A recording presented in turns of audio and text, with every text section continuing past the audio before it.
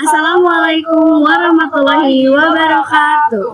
Kami dari kelompok 2 yang di video ini akan membahas terkait isu lingkungan, khususnya pada pencemaran tanah di sekitar pasar. Berikut penjelasannya. Pencemaran tanah di sekitar kita sering terjadi, salah satunya di area pasar. Tetapi jarang disadari karena dianggap biasa saja. Padahal, kondisi tanah di sekitar pasar memiliki peran penting dalam menjaga kebersihan, kesehatan masyarakat, dan keberlangsungan ekosistem mikro seperti bakteri baik dan organisme tanah lainnya. Pencemaran tanah di area pasar sering terjadi akibat penumpukan sampah dan limbah aktivitas perdagangan seperti sayur, kulit buah, plastik, limbah ikan atau daging, serta air cucian yang dibuang sembarangan. Limbah cair di lapak juga mempercepat pencemaran karena langsung meresap ke tanah.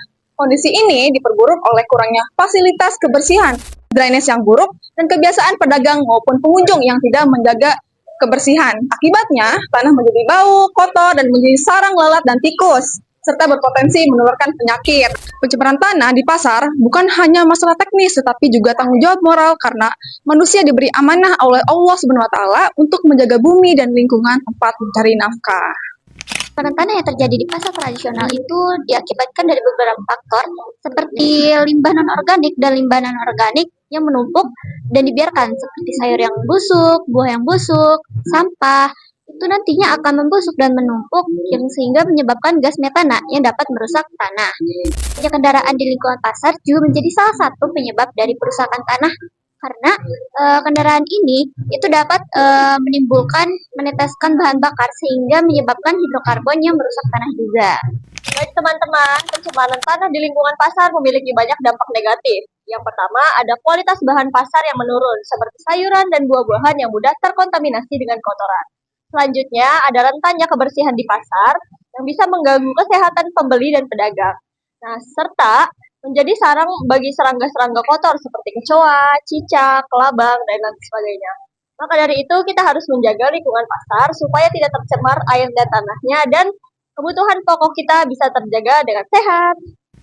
Kalau kita bahas soal kebersihan lingkungan, Islam sebenarnya sudah menekankan hal ini sejak dulu. Rasulullah Shallallahu Alaihi Wasallam bersabda, "An-nadofatu minal iman." Kebersihan adalah sebagian dari iman. Hadis riwayat At-Tirmizi.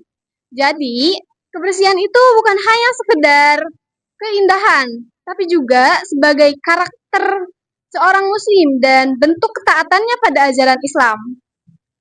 Teman-teman, kelompok kita ada solusinya nih untuk masalah ini. Yang pertama itu ada menambah fasilitas seperti tong sampah dan selokan pembuangan. Yang kedua itu ada memisahkan sampah organik dan anorganik. Yang ketiga memberikan edukasi kebersihan kepada pedagang dan pengunjung. Yang keempat ada menerapkan aturan dan sanksi bagi pelanggar. Dan yang terakhir itu ada melakukan gotong royong rutin. Untuk dampak positifnya itu yang pertama, pasar menjadi lebih bersih dan nyaman. Yang kedua, penyakit dan bau tidak sedap berkurang.